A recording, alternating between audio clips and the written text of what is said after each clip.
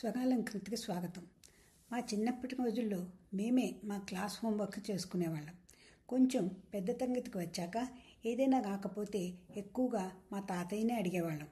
తాతయ్య కాకినాడ పిఆర్ కాలేజీలో లెక్కల మాస్టర్గా రిటైర్ అయ్యారు కాబట్టి లెక్కలు, ఇంగ్లీషు చాలా బాగా చెప్పేవారు. ఎప్పుడైనా తాతయ్య సోమేశ్వరం వెళ్తే నాన్నని అడిగితే చెప్పేవారే, కానీ తాతయ్యలాగా కూల్గా చెప్పేవారు కాదు, ఆవేశంగా గట్టిగా చెప్పేవారు. వెంటనే అమ్మ ఇంకా చాలు, దానికి అర్థమైంది, అంత గట్టిగా చెప్తే మీ గొంతు నొప్పెడుతుంది అంటూ ఆయన్ని ఆపేసేది. నాకు చిన్న క్లాసులో మా టీచర్స్ చెప్పేది సరిపోయేది, కానీ పెద్ద క్లాసులకు వచ్చేసరికి తాతయ్య సహాయం తీసుకునేదాన్ని. చిన్న క్లాసుల్లో అన్ని సబ్జెక్టులు నేను చదువుకున్నా పెద్ద క్లాసులకు వచ్చాక తెలుగు, ఇంగ్లీషు, లెక్కలు, ఫిజిక్స్, సోషలు బాగానే చదువుకునేదాన్ని.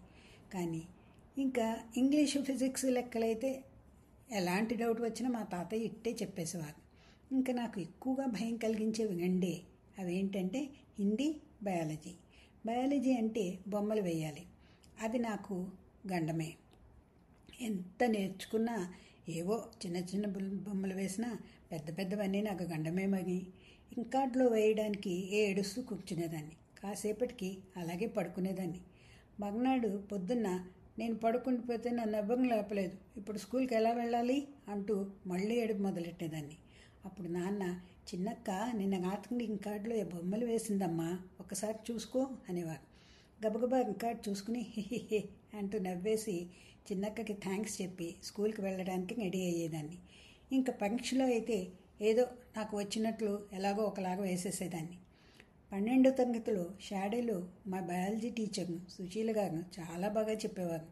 ఒకరోజు బయాలజీ ల్యాబ్కి వెళ్ళేసరికి ఇద్దరు స్టూడెంట్స్ కలిపి ఒక ట్రే మా ముందు పెట్టారు. ఏమిటోనని చూస్తే అందులో ఒక బొద్దింక ఉంది. ముందు రోజు డిసెక్షన్ బాక్స్ తెచ్చుకోమని చెప్పినా ఇలా ఇద్దరికి కలిపి ఒక బొద్దింకనిచ్చి కూర్చోబెడతారని అనుకోలేదు నేను. పాపం ఆ బొద్దింక మత్తులో ఉంది. నేను నెమ్మదిగా పక్కనున్న అమ్మాయిని, నీకొచ్చా అని సీరియస్గా అడిగాను. అమ్మో నాకు భయం అంది. ఇంకేం, ఇద్దరం చక్కగా చేతులు కట్టుకుని కూర్చున్నాం. మా టీచర్ ఊరుకుంటాగా, కొంతమంది చేయడం లేదని నాకు తెలుసు, కనీసం ఆ బొద్దింకని ఎత్తి పట్టుకుని నాకు చూపెడితే మార్కులు వేస్తానన్నారు. పక్కమ్మాయి నాలాగే ఎత్తి పట్టుకోవడానికి కూడా భయపడుతోంది. ఇద్దరం అలాగే కూర్చున్నాం. ఆఖరికి మా టీచర్ గట్టిగా హెచ్చరిస్తే ఇంకా తప్పక మేమిద్దరం ఆ బొద్దింకని చెగోమీసం పట్టుకుని లేపి పైకెత్తి చూపించి టక్కున ట్రేలో పడేసి ఊపిరి పీల్చుకున్నాం. ఇంకా హిందీ. అదేమిటో ఎంత నేర్చుకున్నా హిందీ వచ్చేదే కాదు. 10, 11 తరగతులు నేను నిడదవోలులో హై స్కూల్లో చదివాను. మా హిందీ మాస్టర్ రోజు ఒక పేజీ చూచిమాత రాసుకుని రమ్మనేవారు. దానికి రోజు చాలా కష్టపడేదాన్ని. ఒకరోజు నాకు రాయడానికి అవ్వలేదు. స్కూల్లో నా ఫ్రెండ్ శ్రీలక్ష్మి షార్ట్ ఇంటర్వెల్లో ఏదో గబగబా రాసేస్తోంది. ఏమిటా అని చూస్తే హిందీ తాను కూడా రాయలేదుట. మరి చూడకుండా ఏం వేస్తున్నామని అడిగితే ఆయన ఎలాగో చదవను, ఆయనకు కావాల్సింది హిందీ లిపి అంతేగా, అందుకే హిందీ సినిమా పాట రాసేస్తున్నాను. నువ్వు ఏదో ఒక హిందీ సినిమా పాట నీకు నచ్చినట్లు హిందీలో తొందరగా రాసేయి అని సలహా ఇచ్చింది. ఆ రోజు నుంచి ఎప్పుడైనా ఇంట్లో రాకపోతే అదే చేసేవాళ్ళం. ఇంకా 12వ తరగతికి వచ్చాక రాజమండ్రి షాడే గర్ల్స్ హై స్కూల్లో చేరినప్పుడు మా హిందీ టీచర్ శేషమ్మ గారు నన్ను పట్టుకున్నారు.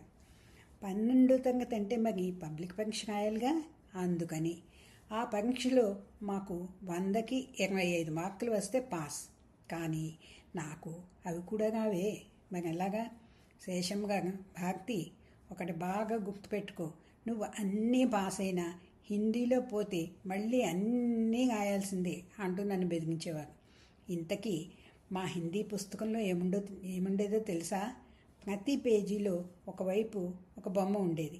ఉదాహరణకి ఒక టేబుల్ మీద ఒక పుస్తకం, దాని మీద ఒక పెన్ను ఉన్న బొమ్మ ఎడంవైపు ఉంటే, కుడివైపు ప్రశ్నలు జవాబులు ఉండేవి. ప్రశ్న ఏంటంటే కితాబ్ కిధర్ హై అంటే జవాబు కితాబ్ మేజ్ పర్ హై. మళ్ళీ ప్రశ్న ఏంటి, కలం కిధర్ హై, జవాబు ఏంటి, కలం కితాబ్ పర్ హై. ఇలా ఉండేవి. అంటే అంత చిన్న చిన్న పదాలతో వాక్యాలు ఉండేవి. దానికే నానా హైగానా పడేదాన్ని. మొత్తం మీద 40 మార్కులతో పబ్లిక్ పరీక్ష పాస్ అయ్యాను. ఇప్పుడు తలుచుకుంటే నాకే నవ్వొస్తుంది.